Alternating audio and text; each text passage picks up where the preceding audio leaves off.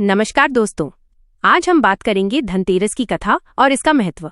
प्राचीन काल में देवताओं और असुरों के बीच बहुत संघर्ष था। एक बार दुर्वासा ऋषि के शाप के कारण इंद्र का ऐश्वर्य और बल क्षीण हो गया। देवताओं को पुनः शक्ति प्राप्त करने के लिए क्षीर सागर, दूध का महासागर का मंथन करना पड़ा। देवताओं और असुरों ने मिलकर समुद्र मंथन करने का निर्णय लिया। मंदराचल पर्वत को मथानी बनाया गया।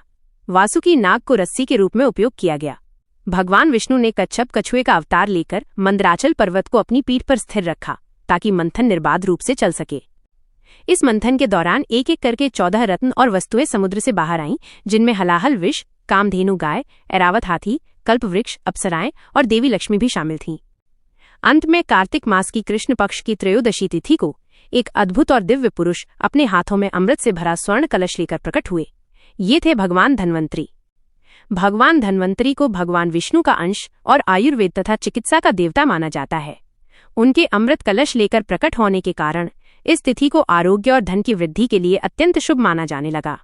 इसलिए धनतेरस के दिन भगवान धन्वंतरी की पूजा की जाती है और लोग स्वास्थ्य एवं समृद्धि के लिए बर्तन या सोने चांदी की वस्तुएं खरीदते हैं। 2. यमदीप दान और राजा हिम के पुत्र की कथा। यह कथा अकाल मृत्यु से बचने के लिए यमराज के निमित्त दीपदान, यमदीप दान करने के महत्व को बताती है। प्राचीन काल में राजा हिम नाम के एक बहुत प्रतापी राजा थे। उनके यहाँ एक पुत्र का जन्म हुआ।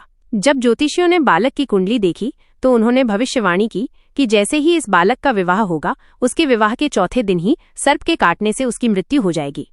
ये सुनकर राजा हिम बहुत चिंतित हुए। उन्होंने राजकुमार को ऐसी जगह भेज दिया जहाँ कोई स्त्री न हो, ताकि उसका विवाह ही न हो। लेकिन भाग्य को कौन टाल सकता है। नियत समय पर एक राजकुमारी ने उस राजकुमार से विवाह कर लिया। विवाह के चौथे दिन राजकुमार की पत्नी को इस भविष्यवाणी का पता चला। वो बहुत ही बुद्धिमान और साहसी थी। उसने अपने पति को बचाने का निश्चय किया। उसने कमरे के बाहर सोने चांदी के गहने, सिक्के और बर्तनों का एक बहुत बड़ा ढेर लगा दिया। उसने उस ढेर के चारों ओर असंख्य दीपक जला दिए, जिससे पूरा कमरा और द्वार रोशनी से जगमगा उठा। उसने अपने पति को उस चारपाई पर बैठा दिया और पूरी रात उन्हें कहानियां सुनाती रहीं और गीत गाती रहीं ताकि वे सो न जाएं। जब मृत्यु के देवता यमराज एक सर्प के रूप में राजकुमार को लेने आए तो द्वार पर रखे दीपकों और गहनों की तेज चमक से उनकी आंखें चौंधिया गईं और वे अंदर प्रवेश नहीं कर पाए। सर्प रूपी यमराज उस गहनों के ढेर पर बैठ गए और पूरी रात वहीं कुंडली मारकर बैठे रहे। सुबह होने पर यमराज को बिना कुछ किए ही वापस जाना पड़ा। इस प्रकार राजकुमार की पत्नी की बुद्धिमत्ता और दीपकों की रोशनी ने राजकुमार के प्राणों की रक्षा की। ये घटना धनत्रयोदशी के दिन हुई थी। तभी से इस दिन यमराज के लिए दीपदान करने की परंपरा शुरू हुई, जिसे यमदीपदान भी कहते हैं। मान्यता है कि इस दिन विधि विधान से दीपदान करने वाले की अकाल मृत्यु नहीं होती है। 3. भगवान विष्णु और माता लक्ष्मी की किसान को दी गई शिक्षा की कथा। ये कथा माता लक्ष्मी की कृपा और उनके एक भक्त किसान से जुड़ी है। एक बार भगवान विष्णु ने पृथ्वी पर घूमने का निश्चय किया।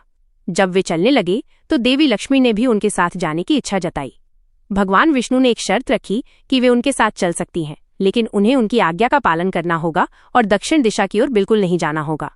माता लक्ष्मी ने शर्त मान ली और दोनों पृथ्वी पर आ गए। कुछ देर चलने के बाद भगवान विष्णु माता लक्ष्मी को एक स्थान पर रुकने के लिए कहकर स्वयं दक्षिण दिशा की ओर चले गए। माता लक्ष्मी से रहा न गया। उन्हें वहां पास में सरसों का एक खेत दिखाई दिया, जिसमें पीले पीले फूल खिले थे। फूलों की सुंदरता से मंत्रमुग्ध होकर उन्होंने कुछ फूल तोड़कर अपना श्रृंगार कर लिया। फिर आगे एक गन्ने का खेत देखा और गन्ने तोड़कर उनका रस चूसने लगी।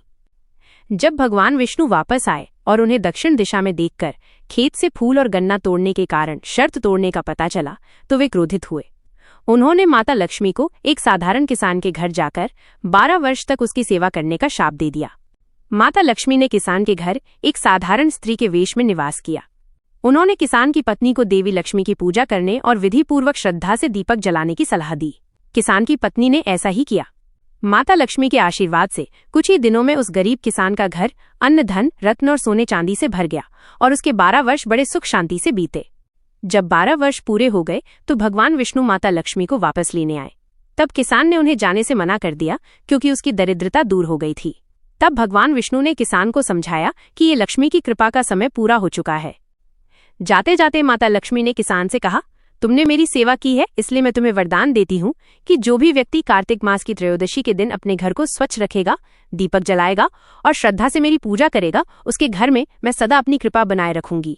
तभी से धनतेरस पर माता लक्ष्मी की पूजा और घर में दिए जलाने की परंपरा शुरू हुई। ये तीनों कथाएं धनतेरस के दिन भगवान धन्वंतरी, स्वास्थ्य, यमराज, अकाल मृत्यु से रक्षा और माता लक्ष्मी, धन और समृद्धि की पूजा के महत्व को दर्शाती हैं।